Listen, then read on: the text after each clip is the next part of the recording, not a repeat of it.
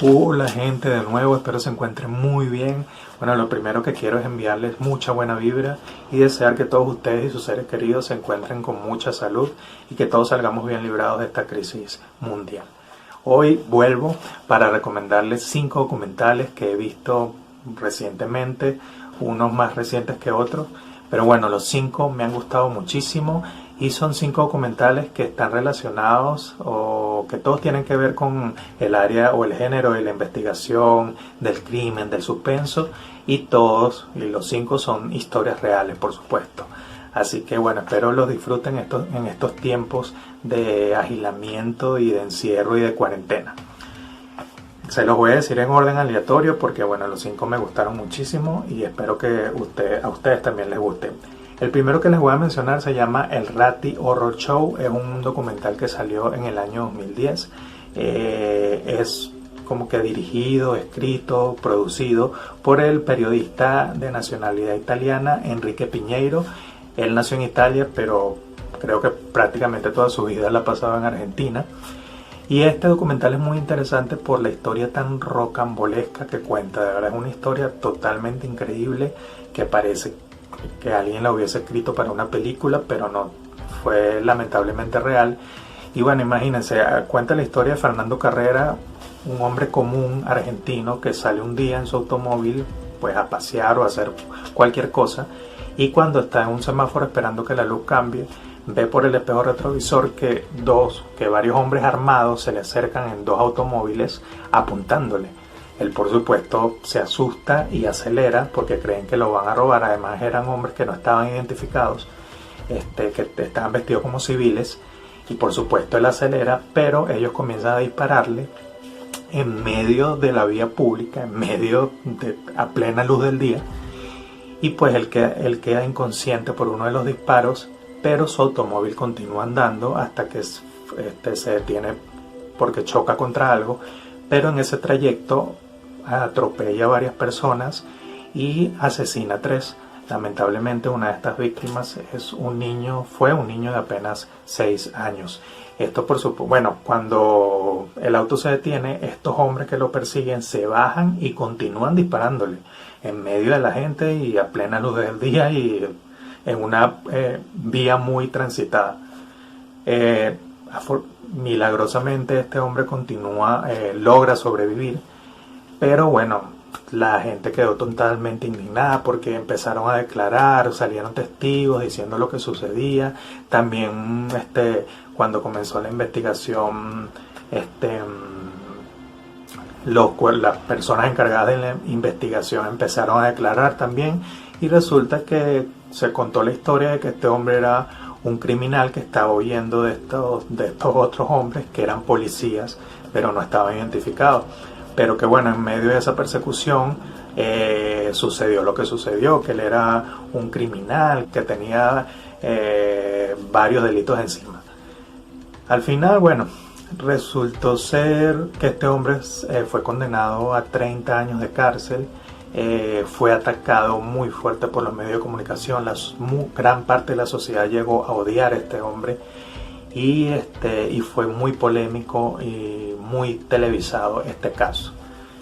Pero resulta que luego de un tiempo él siempre, desde que pudo comenzar a declarar,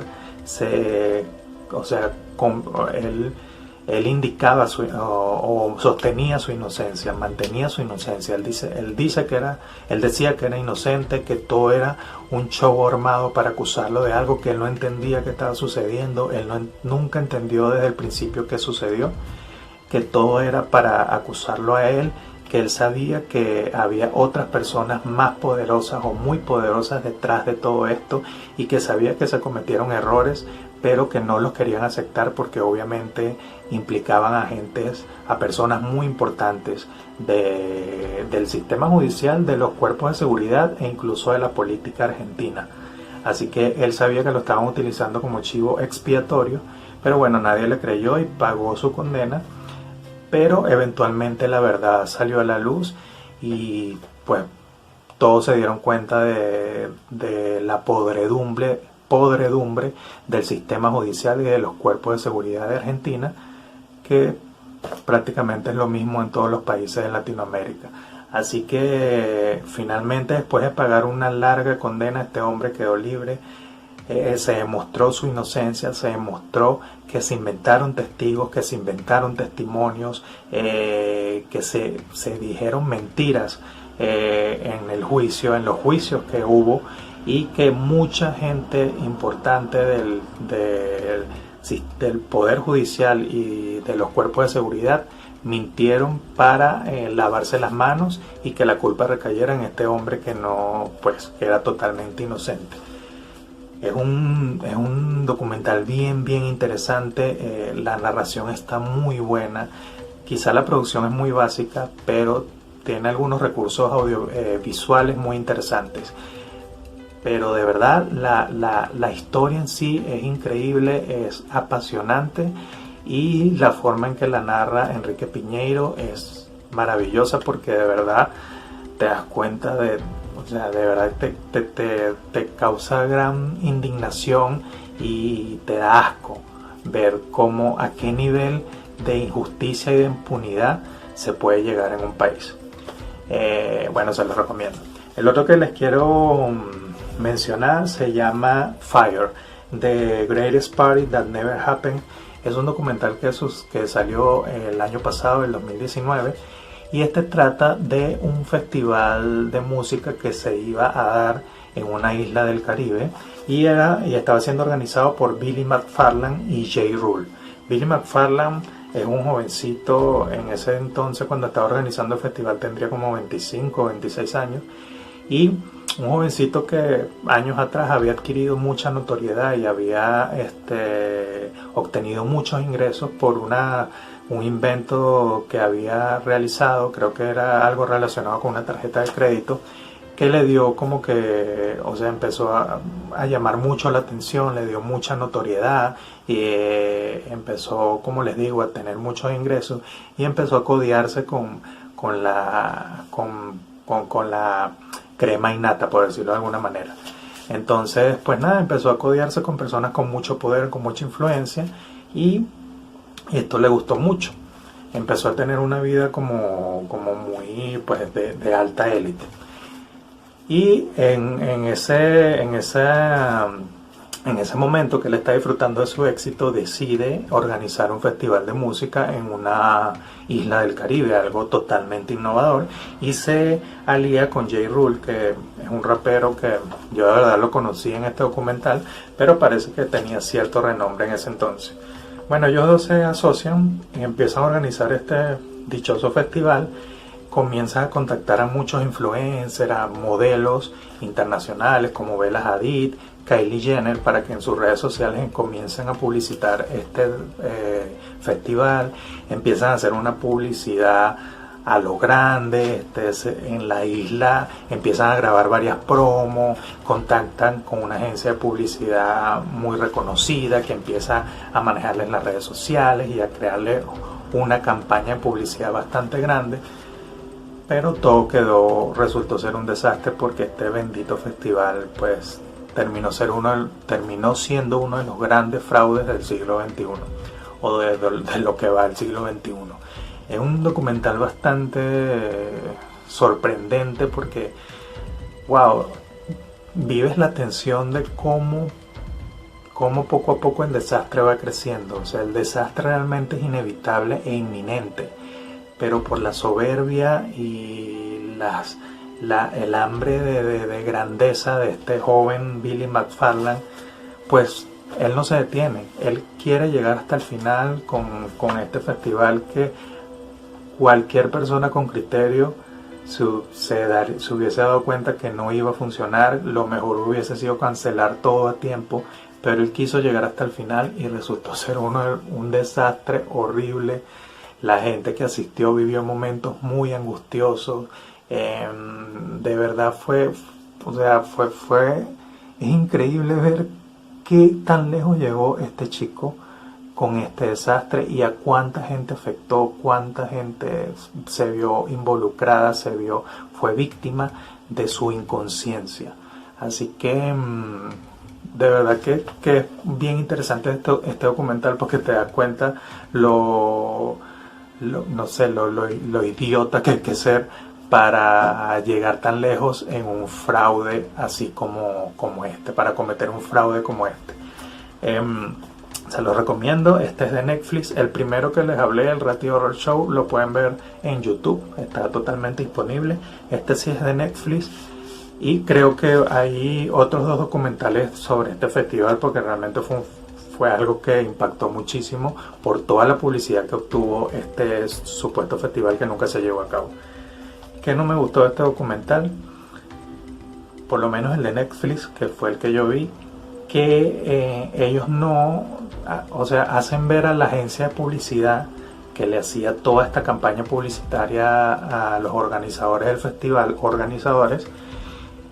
como víctimas también, y realmente no es así. O sea, esta agencia de publicidad también contribuyó a engañar a las personas porque ellos hicieron una publicidad de cosas que no estaban sucediendo, hicieron publicidad de promesas que no se iban a cumplir y pues supuestamente ellos no sabían nada, pero es absurdo. O sea, cualquier agencia de publicidad, o sea, debe saber muy bien qué es lo que está publicitando a través de las redes sociales, debe tener como que contacto directo con el evento que está publicitando. Y en este documental se hace ver que no, que ellos simplemente recibían información de terceros y ellos se encargaban de difundirla, y pues no es así realmente. Con la investigación también se pudo determinar que esta agencia de publicidad también cometió muchos errores y también fue parte del fraude, prometiendo cosas que no se estaban haciendo, porque, o sea, se prometieron habitaciones de lujo en hoteles, comida de primera calidad, realmente se estaba hablando de cosas que no se iban a cumplir y que cualquier persona que hubiese estado en el sitio donde supuestamente se iba a llevar a cabo el festival se hubiese dado cuenta que nada de eso se iba a poder hacer. Entonces, bueno, realmente un desastre total. Este joven fue condenado a varios años de cárcel. Para mí pocos, creo que fueron 6 años de cárcel, muy pocos para toda la gente que se vio afectada y toda la gente que se vio estafada. Además que las entradas al festival eran sumamente costosas y mucha gente las compró, pero bueno, es muy interesante este documental. El otro del que les quiero hablar se llama Killer Inside the Mind of Aaron Hernández, que es un documental que salió este año, a principios del 2020, y trata de la historia justamente de Aaron Hernández. Es una serie documental que tiene, creo que 7 capítulos, algo así. Tiene varios capítulos.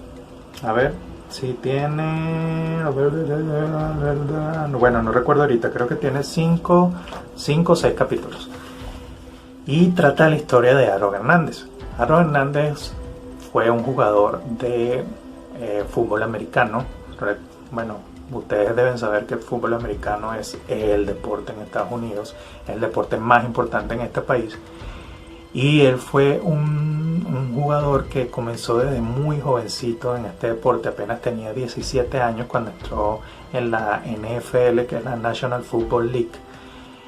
Creo que hasta ahora ha sido el jugador más joven, que ingresó más joven en esta liga de fútbol nacional.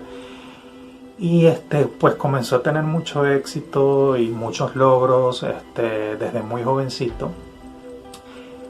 Y pues obviamente a tener mucha fama. Los jugadores que son buenos en este deporte obtienen mucha fama en Estados Unidos y se convierten prácticamente en estrellas. Este hombre, cuando cumplió 20 y tanto, creo que 21 o 22 años, logró firmar un multimillonario contrato con un equipo de fútbol. Este contrato fue por un monto de $40 millones. Un jovencito de 21 o 22 años de edad que ya había firmado un contrato de $40 millones con un equipo de fútbol. O sea, era un hombre que lo tenía todo para ser feliz, para tener una vida cómoda, relajada, estable, por lo menos económicamente hablando. Pero bueno, en el año 2013 este hombre es detenido en su propia casa y acusado de asesinar a Odin Lloyd. Odin Lloyd, un otro joven de 27 años, también jugador de fútbol americano. Y resulta que pues este hombre a quien él asesinó era su supuesto amigo, era el novio de la hermana de su prometida, porque Aaron Hernández tenía una prometida, había tenido un hijo y ya vivían juntos en una tremenda mansión. Y bueno, nada, la novia de su prometida, su prometida tenía una hermana que también tenía un novio y supuestamente, bueno, ellos eran amigos, los cuatro eran amigos. Y bueno, a este hombre fue a quien él asesinó. Todas las pruebas apuntaban en su contra. Odín su cuerpo fue descubierto en un descampado muy cerca de la casa de Aaron Hernández. Y bueno, todas las pruebas apuntaban que él fue el autor material del crimen. Y bueno, se llevó a cabo un juicio y todo esto y él fue declarado culpable. Pero bueno, realmente es una historia bastante increíble porque de verdad no puedes entender cómo este joven que lo tenía todo pudo cometer este crimen. Durante todo el documental, pues ya te van contando que él tenía problemas de ira, de violencia, que no sabía controlar sus emociones, que se estaba juntando con personas, digamos, no de la buena vida, o sea, que tenían contacto con sustancias ilícitas y todo este tipo de cosas. Y además, pues te van contando que él tenía problemas con aceptar su orientación sexual, y que tenía una serie de también que como que tuvo una crianza muy difícil porque su padre era una persona muy violenta, muy dominante y muy machista, que a pesar de eso él como que quería mucho a su papá. Cuando se murió le pesó muchísimo, bueno, y tenía una serie de problemas emocionales y psicológicos que pues como que no mucha gente lo sabía. Al final, bueno, él es condenado, fue condenado por este crimen, creo que a cadena perpetua, y él mientras estaba pagando su condena volvió a juicio porque fue acusado por el asesinato de otros dos hombres que supuestamente asesinó antes que a Odin Lloyd. Y pues nada, todas las pruebas también apuntaban a que él era el culpable de este doble crimen. Pero bueno, en este juicio él contrató a un abogado muy bueno que hizo que lo declararan inocente, pero hasta hoy queda la duda realmente de si es inocente o no, o fue inocente o no. Bueno, al final este joven, pues luego de salir de este segundo juicio, unos días después se quita la vida en la cárcel. Y bueno, ahí ya pues el impacto fue muchísimo mayor, ya había creado mucho impacto a nivel mediático, a nivel social, porque como les digo, él era una superestrella. Pero bueno, ya cuando decidió quitarse la vida, pues creó muchísimo más impacto. Y bueno, se descubrieron varias cosas de su vida. Y bueno, este documental cuenta quién era él, cómo fue su vida a grandes rasgos. Y tratan de explicar por qué cometió ese crimen contra Odin Lloyd y qué lo llevaría a cometer ese otro doble crimen. Entonces, al final, cuando le hacen la autopsia, que es uno de los casos, de los datos más impactantes, se logra descubrir que él sufría de encefalopatía traumática crónica. Este mal es algo que resulta de recibir continuos golpes en la cabeza. Entonces, estos continuos golpes en la cabeza van afectando progresivamente a tu cerebro, y lo más impactante es que el nivel de degeneración que él tenía era comparable a un hombre de 46 años, y cuando él murió apenas tenía 27. Así que este mal, este daño a su cerebro estaba muy avanzado, y es algo que quienes descubrieron esto se sorprendieron porque era la primera vez que veían un caso así. Y justamente este mal causa que haya ataques de ira, volatilidad emocional, que no puedas controlar tus impulsos y que no tengas buen criterio a la hora de tomar decisiones. Y bueno, quizá esto fue uno de los elementos que contribuyó a estos crímenes que él cometió, pero además hay otras situaciones que pudieron causar este asesinato contra Odin Lloyd y bueno, los otros dos supuestos asesinatos.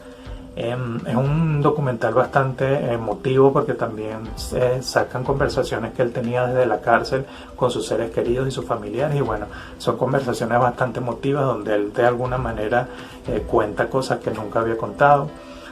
Y nada, esto está en Netflix. Que no me gustó de Netflix, que quizá como que no se concentra mucho en los problemas de personalidad que tenía Aaron Hernández. Además que creo que se pudieron ahorrar algunos capítulos, pudieron hacerlo más corto. Investigation Discovery, que es un canal de investigación, también hizo un documental de esto y para mí es mucho mejor porque es más conciso, tiene 3 capítulos, te cuenta cosas que no te cuenta el de Netflix y se dedica más a estudiar la personalidad de Aaron Hernández, la personalidad violenta que tenía Aaron Hernández, que no hay que negarlo, era una persona violenta, que no sabía controlar sus emociones.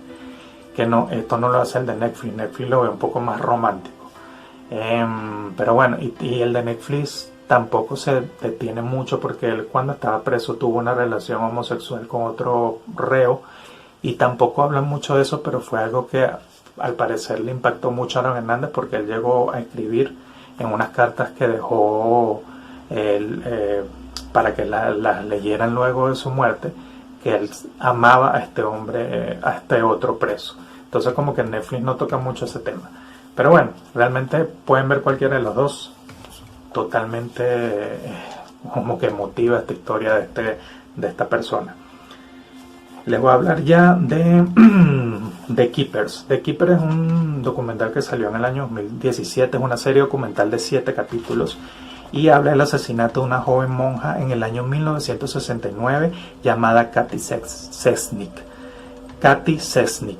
Ella fue asesinada en Baltimore cuando apenas tenía 26 años. Ella era maestra en el Instituto Arzobispo Kiev. Este era un colegio para jovencitas, niñas y jovencitas, un colegio católico. Y pues nada, este documental es muy impactante porque, bueno, está como que narrado por varias exalumnas de esta monja y varias personas que la conocían, familiares, y pues nada, ellos narran que era una persona sumamente cariñosa, amorosa, que transmitía mucha dulzura.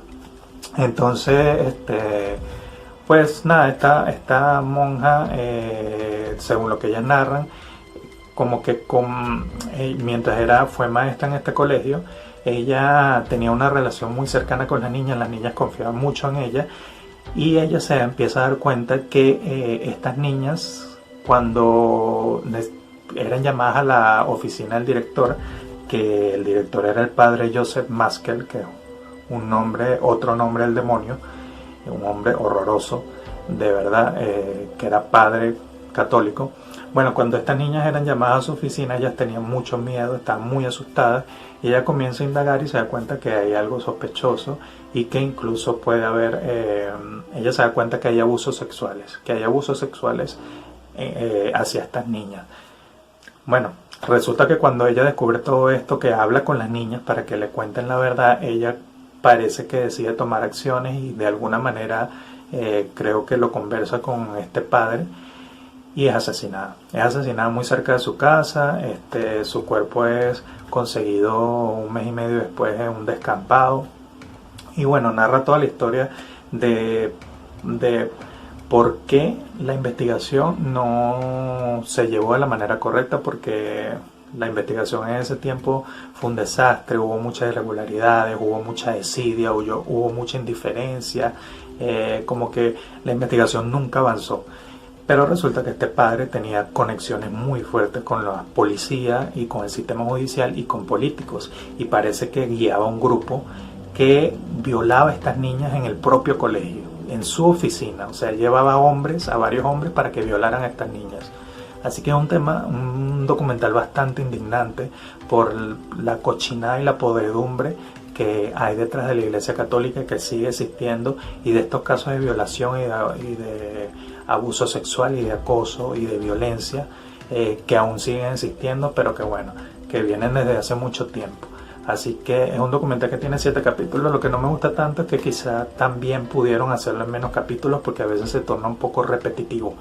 Pero es una historia súper, wow, súper indignante también. Te crea mucha impotencia y mucha rabia ver cómo no se hizo nada para hacerle justicia a esta pobre hermana asesinada que tan solo quería como que sacar a la luz toda esta cochinada que se estaba haciendo en este colegio católico contra estas niñas, y que muchas de ellas hablan hoy en día en este documental, ya son personas mayores y son testimonios muy duros y muy dolorosos por todo lo que ellas vivieron con este demonio disfrazado de padre. Se llama The Keepers, súper bueno, se lo recomiendo. Y el último que les voy a recomendar se llama, se me puede, a ver, lo tengo anotado aquí. El caso Alcácer. Perdón. Bueno, el caso Alcácer. Este es un asesinato de 3 niñas, 3 adolescentes que se llamaban Miriam García, Toñi Gómez y Desiree Hernández. Ellas fueron asesinadas en 1992 en el municipio valenciano de Alcácer. Ellas, pues, nada, eran 3 chiquillas de entre 14 y 15 años que iban a una discoteca donde aceptaban a menores de edad que se llamaba Culo. Y bueno, en el camino desaparecieron, fueron secuestradas y se comenzó una búsqueda muy intensa, y aparecieron tiempo después también en un descampado en condiciones muy desagradables, como muy golpeadas, con muchos signos de violencia, y esto creó un gran impacto en la sociedad española de ese entonces.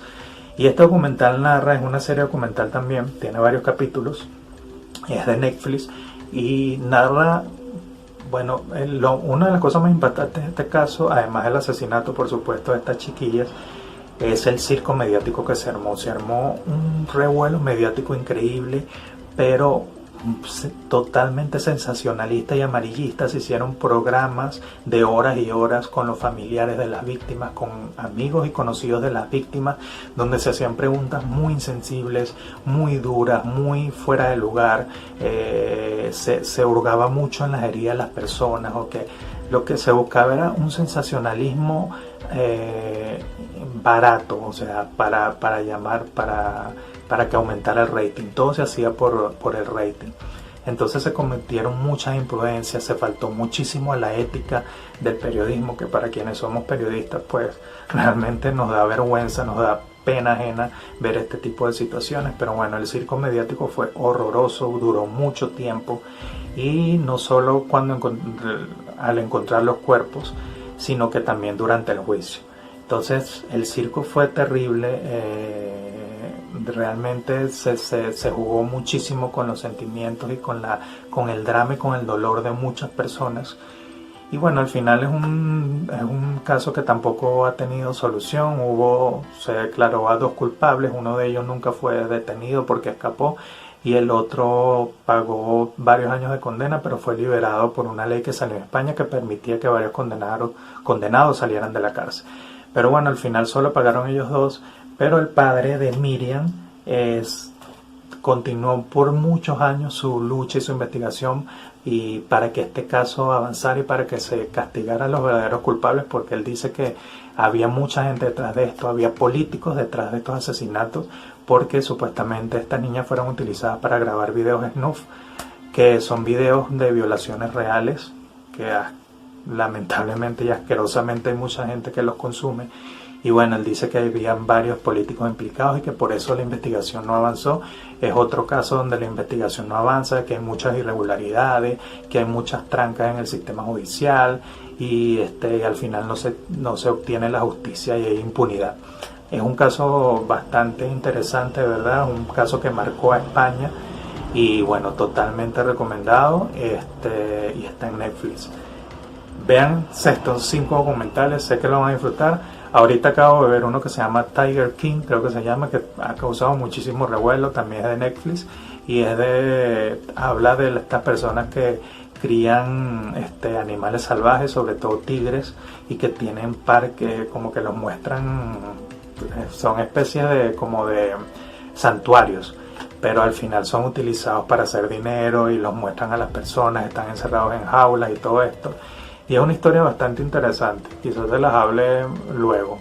Tiger King se llama, véanlo también, es una historia muy loca de verdad, pero realmente te atrapa y al parecer va a salir un capítulo nuevo porque ha sido muy popular. Así que bueno, véanse todo esto y nos vemos en una próxima oportunidad.